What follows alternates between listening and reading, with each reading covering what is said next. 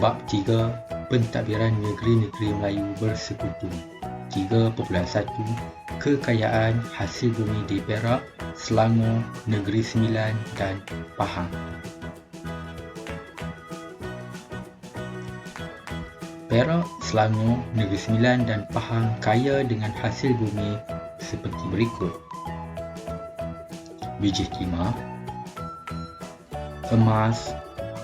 Kekayaan dan kemakmuran negeri-negeri Melayu ini telah menarik minat kuasa barat untuk menguasai negeri tersebut seperti Aceh, Belanda, British.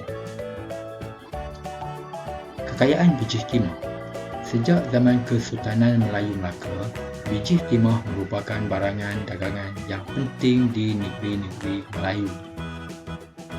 Pelombongan biji timah abad ke-15. Peringkat awal kegiatan melombong biji timah. Kemudian diusahakan orang Melayu di lembah-lembah sungai. Orang Melayu melombong biji timah bagi kegunaan tempatan dan diperdagangkan. Dijalankan di bawah pengawasan pembesar Melayu sebagai pemilik lombong yang membekalkan semua keperluan perbelanjaan. Melalui surat tauliah daripada Sultan, pembesar Melayu memperoleh kawasan pegangan. Sultan menerima bahagiannya daripada hasil perdagangan biji timah.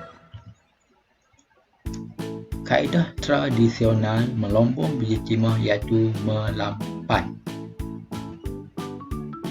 Antara kandungan surat kuasa bertarikh 28 Februari 1850, pengurniaan daerah Larut kepada Long Jaafar daripada Paduka Seri Sultan Sahabuddin Riayat Shah.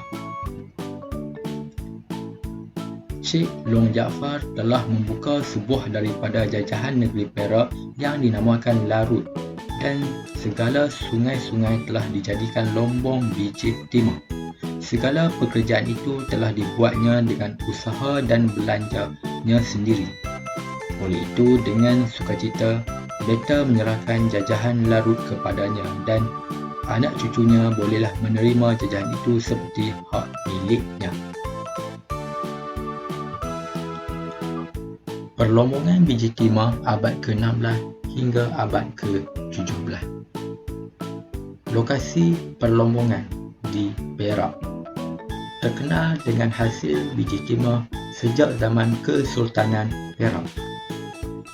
Tertumpu di sepanjang Sungai Perak dan anak sungai di daerah sekitar Kuala Kangsar dan Kelian Intan. Pada tahun 1616, biji timah mula dilombong di Mancung dan Beruas. Merupakan pelabuhan utama yang menghasilkan biji timah dan sering dikunjungi pedagang, terutamanya Portugis. Aceh meletakkan Perak sebagai negeri naungannya pada abad ke-16 hingga abad ke-17 sebab kekayaan dan kemakmurannya. Biji timah digunakan sebagai bahan bernilai untuk mendapatkan perlindungan Portugis di Melaka dan bagi membebaskan Perak daripada naungan Aceh. Peta ini menunjukkan kawasan di sepanjang Sungai Perak. Perlombongan biji timah abad ke-18 di Perak. Biji timah dikeluarkan oleh pelombong-pelombong kecil Melayu di kawasan Larut seperti Kerian, Kurau, Larut, Terung dan Beruas.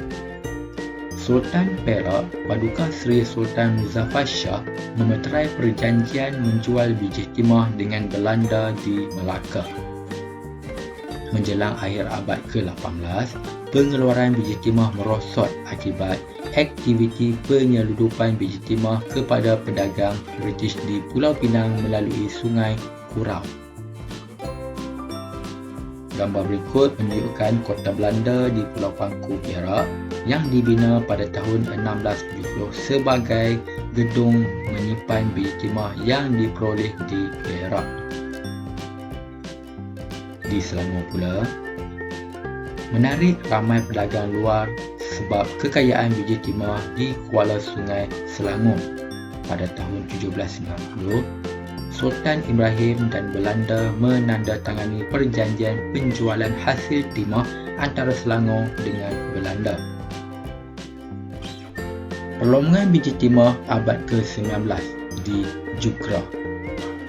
Perlombongan biji timah di Perak mencapai tahap penting pada tahun 1840. Hasil penemuan biji timah di Larut. Perlombongan biji timah di Kelian Pauh dan Kelian Baru dimajukan oleh pembesar Melayu Long Jaafar dan anaknya Ngah Ibrahim dengan membawa masuk Lombong Cina. Ngah Ibrahim menjadikan Kuala Sepetang sebagai pelabuhan untuk mengangkat biji timah dari Perak ke Pulau Pinang. Lembah Kintal muncul sebagai pengeluar utama biji timah dunia pada abad ke-19.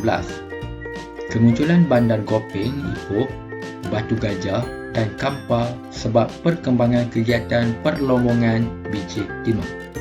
Pada tahun 1870, Sultan Ismail mengusaha dan memajukan kawasan perlombongan baharu di Lembah Kintal yang menyebabkan kemunculan bandar Papan dan pangkalan Pegoh. Perlombongan biji timah abad ke-19 di Larut. Sultan Abdul Samad menjadikan Jugra di daerah Langat sebagai pusat pentadbiran Kesultanan Selangor. Memainkan peranan penting sebelum pusat pentadbiran kerajaan berpindah ke Kelang. Menjadi pusat pengutipan cukai biji timah yang dibawa keluar melalui Sungai Langat untuk dibawa ke Pelabuhan Melaka.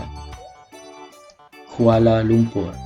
Kuala Lumpur menjadi pusat pengeluaran biji timah yang penting di Selangor menjelang tahun 1860.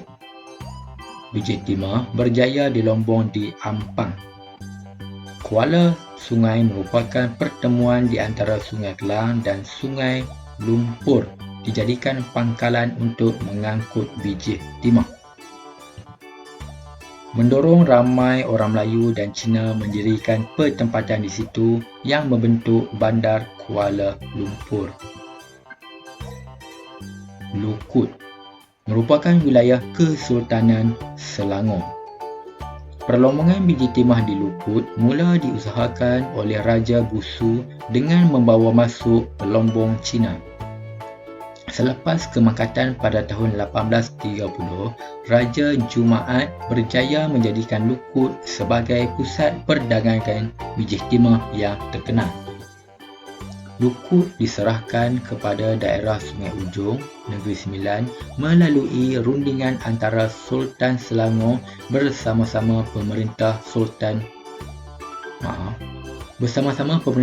Sungai Ujong pada tahun 1880. Kajang, Semenyih dan Beranang yang sebelumnya di dalam kawasan Sungai Ujong menjadi sebahagian daripada wilayah Kesultanan Selangor. Kekayaan hasil emas. Sebahagian besar negeri Pahang merupakan kawasan jalur emas dalam perlombongan emas di negeri-negeri Melayu. Jalur emas Pahang meliputi kawasan perlombongan yang terdapat di Rauk dengan berkeluasan 14,000 batu persegi. Mengikut rekod negara China, sejak abad ke-13, emas telah menjadi ekspor utama Pahang. Menurut catatan Portugis, emas yang dihasilkan di negeri Pahang diperdagang di Melaka. Emas juga digunakan oleh Sultan Pahang sebagai hadiah kepada negeri-negeri lain. Kekayaan hasil emas. Antara kegunaan emas dalam masyarakat Melayu termasuklah dijadikan barangan perhiasan. Pending emas bertatah batu permata biasanya dipakai oleh kerabat diraja semasa upacara istiadat kebesaran diraja. Peta berikut menunjukkan kawasan perlombongan emas di negeri-negeri Melayu.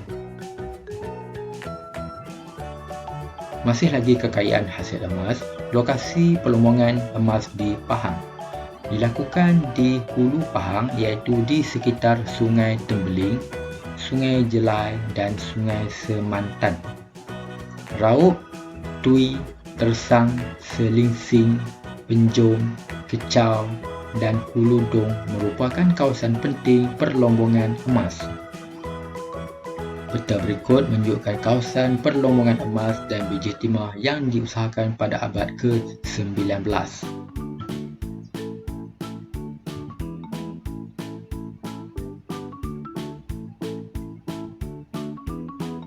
Pada abad ke-16 dan ke-17, antara kegiatan perlombongan emas di Pahang dijalankan oleh orang Melayu, orang asli dan orang Minangkabau.